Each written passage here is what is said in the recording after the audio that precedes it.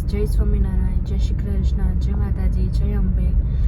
તો આજે સવારના વાગી ગયા છે 6:45 અને જો આજનું આપણું વેધર એટલું સરસ છે.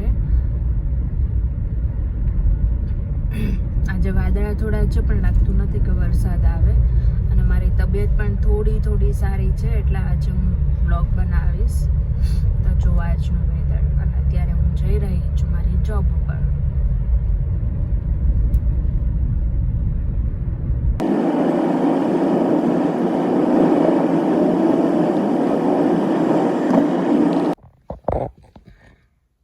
હેલો ગાઈઝ, તો હું અત્યારે ઘરે પહોંચી ગઈ છું અને અત્યારે વાગ્યા છે 3. તો જો અમારે અહીંયા રબીશ બિનનો આજે વારો છે એટલે જે ગ્રીન કલરની રબીશ બિન છે એમાં બધો ભીનો કચરો નાખવાનો હોય. યલો કલરની બિન છે એમાં બધો કાર્ડબોર્ડ ને રિસાયકલ હોય એ નાખવાનું હોય અને જે રેડ કલરની બિન છે એમાં તમે નોર્મલ કચરો હોય એ નાખી શકો. તો આજે પિકઅપ કરવા આવે તો એટલા માટે રાખી દીધેલું છે. હવે હું જઈશ એટલે હું મારી બિન પિક કરતી જઈશ. બિન ઉપર મારા ઘરનો નંબર લખેલો હોય એટલે એ લઈને મારે નીકળી જવાનું હોય. અને આજનું વેધર જો એટલું મસ્ત સની વેધર છે ને, લાગે છે કે ફાઇનલી હવે ઉનાળો આવી ગયો છે. હોપફુલી સની વેધર રહે. ન્યુઝીલેન્ડમાં એવું છે કે બહુ વધારે તડકો પડે ને તો બીજા દિવસે વરસાદ ચાલુ થઈ જાય એટલે તમને મતલબ એટલી ઇન્ડિયા જેવી તો ગરમી અહીંયા થાય જ નહીં. કોઈ દિવસ 40 સુધી તો ટેમ્પરેચર પહોંચે જ નહીં. અહીંયા મેક્સિમમ તમને 20 કે 30 જેવું મતલબ હોય ટેમ્પરેચર, એનાથી વધારે ટેમ્પરેચર નથી હોતું. તો છડો હવે હું ઘરે જાઉં છું અને જોઈએ આગળ. હેલો ગાઈઝ, તો હું પહોંચી ગઈ છું ઘરે અને હજુ પણ મારી તબિયત થોડી સારી નથી એટલે હું હવે ફટાફટ નાહી ધોઈને રેડી થઈ જાઉં છું અને સાંજે શું ડિનરમાં બનાવશું એ પણ હું તમને બતાવીશ. હેલો ગાઈઝ, તો અત્યારે વાગ્યા છે 5:30 અને મેં ઓલરેડી અડદ અને મગની દાળને આવી રીતે પલાળીને રાખી મૂકી હતી, પલળી ગઈ છે. હવે હું એને કુકરમાં 2 સીટી કરીશ અને હું સાથે બનાવીશ રાઈસ. તો આજનું ડિનર છે અડદની દાળ અને રાઈસ. અડદના વઘાર માટે હવે મારે કાંદા ને ટમેટા ને બધું કટ કરવાનું છે તો એ હું ફટાફટ કટ કરી નાખું અને પછી વઘાર કરીને તૈયાર કરી દઈશ. આજે તબિયત થોડી સારી નથી એટલે નાનો બ્લોગ આવશે પણ વાંધો નહીં, તો પણ હું તમને બતાવીશ કે હું કઈ રીતે અડદની દાળ બનાવું છું. અને જો મયુરને જમવાનું હશે તો હું રોટલી પણ સાથે બનાવીશ, પણ જો એને નહીં જમવાનું હોય તો હું ખાલી અડદની દાળ અને રાઈસ બનાવીશ. હું બનાવવાની છું અડદની દાળ અને રોટલી, કેમ કે મને રાઈસ એટલા બધા નથી ભાવતા તો મેં જ વિચારી દીધું કે ચલો આજે હું રોટલી બનાવી દઈશ. તો હું આજે રોટલી મારા માટે અને વિશાલના ટિફિન માટેની બનાવું છું, કેમ કે વૈશાલી પણ બીમાર છે તો હું એ લોકોનું ટિફિન પણ આજે કરી દઉં છું. બધા જ એક સાથે બીમાર થઈ ગયા, બધાને જ શરદી થઈ ગઈ છે. હોપફુલી બધા ફ્રાઈડે સુધીમાં ફ્રી થઈ જાય, કેમ કે ફ્રાઈડે નાઇટ મારે જે જોબ કરું છું એ જોબ નથી અને મયુરને પણ રજા હોય છે. તો મેં વિચાર્યું છે કે અમે કશે બહાર જઈએ, એન્જોય કરીએ. તો ચલો જોઈએ સક્સેસફુલ થાય છે કે નહીં. જો વેધર સારું હશે તો 100% બહાર જઈશું અને તમને પણ બતાવીશું કે અમે ક્યાં જવાના છીએ, શું કરવાના છીએ. તો બસ એ જ છે. વીકેન્ડનો કોઈ પ્લાન નથી હજુ, પણ વીકેન્ડમાં નેવર નો કે ગમે ત્યારે પ્લાન બની જાય. તો શાયદ મારે વીકેન્ડમાં વૈશાલીના ઘરે જવાનું થાય યા તો ફિર એ મારા ઘરે આવશે. તો જોઈએ કે શું વીકેન્ડમાં પ્લાન બને છે. અને હા, મારા ફ્રેન્ડ્સ ગ્રુપમાં કંઈક પ્રોગ્રામ છે ફાફડા જલેબીનો, તો સન્ડે એ લોકો બધા એન્જોય કરશે ફાફડા અને જલેબી. સન્ડે મારે જોબ છે એટલે મારે નહીં મેળ પડે, પણ હું એ લોકોને કહીશ કે મને વિડીયોઝ મોકલે તો હું પણ જે મને સબસ્ક્રાઈબ કરે છે એ બધાને હું બતાવી શકું કે અમારે અહીંયા કઈ રીતે પ્રોગ્રામ બને છે બધા. તો ચલો, હમણાં મેં મૂકી દીધું છે કુકર. અડદની દાળ, મગ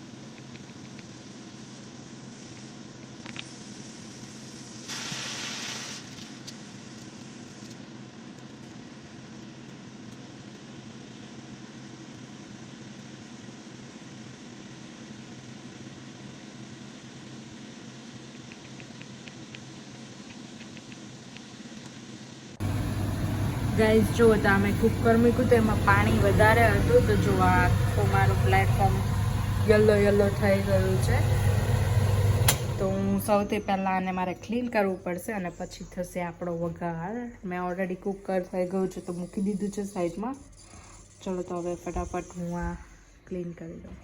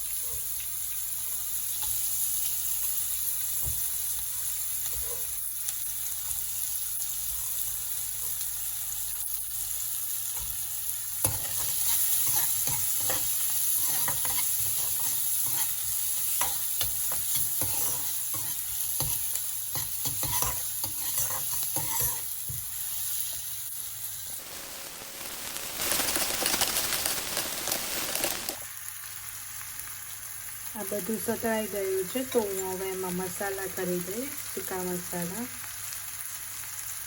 ધાણા જીરું, મરચું અને હળદર ઓલરેડી આમાં છે તો હું નહીં નાખું.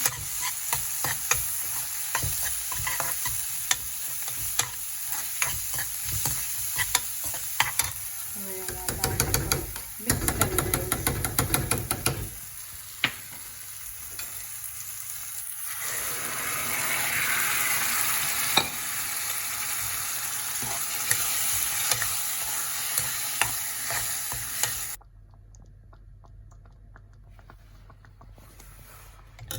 ગાઈસ તો આ અડદની દાળ રેડી થઈ ગઈ છે. મસ્ત ટેસ્ટી દાળ બની છે. તો ચલો હવે હું ફટાફટ રોટલી બનાવું. ચલો ગાઈસ ફટાફટ રોટલી બનાવી નાખીએ. રોટલી કરતા પહેલા નાના લુવા કરી નાખીશ એટલે ફટાફટ રોટલી શેકાઈ જાય.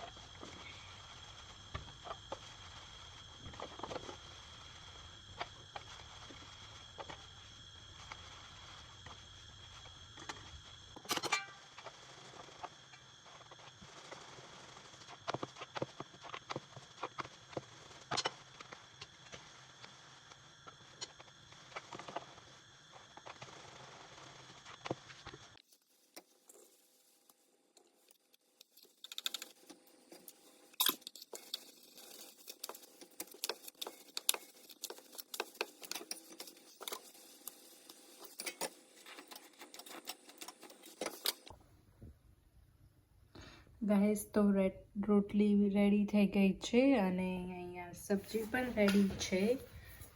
તો ચલો હવે ફટાફટ હું જમી લઉં છું. જો આટલું મસ્ત અડદની દાળ, યમ્મી. ચલો જેને ખાવી હોય તે આવી જાઓ. હું જે લોકોને રોટલો પસંદ હોય અને રોટલો પણ બનાવી આપીશ. ચલો તો બધા જલ્દીથી આવી જાઓ જમવા માટે. ચલો ગાઈસ તો રેડી થઈ ગયું છે જમવા. હેલો ગાઈસ તો હું જમીને કામ કરીને ફ્રી થઈ ગઈ છું. અત્યારે વાગ્યા છે 7. આજે મેં જલ્દી કરી દીધું છે કેમ કે મારી તબિયત નથી સારી. તો આજે મેં એક ઇન્ટરેસ્ટિંગ વાત જાણવા મળી છે જે હું તમારી સાથે પણ શેર કરીશ. તો જે લોકોને જાપાનમાં મૂવ થવું હોય એ લોકો માટે બેનિફિટ છે કેમ કે જાપાનમાં બાળકોને બહુ જ મહત્ત્વ આપવામાં આવે છે. જાપાનમાં એ લોકો તમને સામેથી કહે કે તમે છોકરાઓ કરો અને જો તમે છોકરાઓ કરો તો એ તમને 14 મહિના સુધીની મેટર્નિટી લીવ પણ આપે છે. અને જાપાનમાં એક એવો પણ રૂલ્સ છે કે સન્ડે તમારે આરામ કરવાનો. આરામ મતલબ તમે બીજું કંઈ પણ કાર્ય ન કરી શકો. જો તમે કાર્ય કરો તો એ ઇલીગલ ગણાય છે. એટલે તમે તમારા ઘરની લોન પણ ના કરી શકો. કમ્પ્લીટ આરામ. તો એ તમારા હેલ્થ માટે જાપાનની ગવર્મેન્ટ છે એ હેલ્થ અને બાળકો માટે ખૂબ જ ધ્યાન રાખે છે. તો તમારામાંથી જો કોઈને જાપાનમાં મૂવ થવું હોય તો બહુ જ ઇન્ટરેસ્ટિંગ બધા નિયમો છે, તો તમે પણ જઈ શકો છો અને એન્જોય કરી શકો છો. તો ચલો હવે હું સૂઈ જાઉં છું. બાય બાય, ગુડ નાઇટ, જય સ્વામિનારાયણ.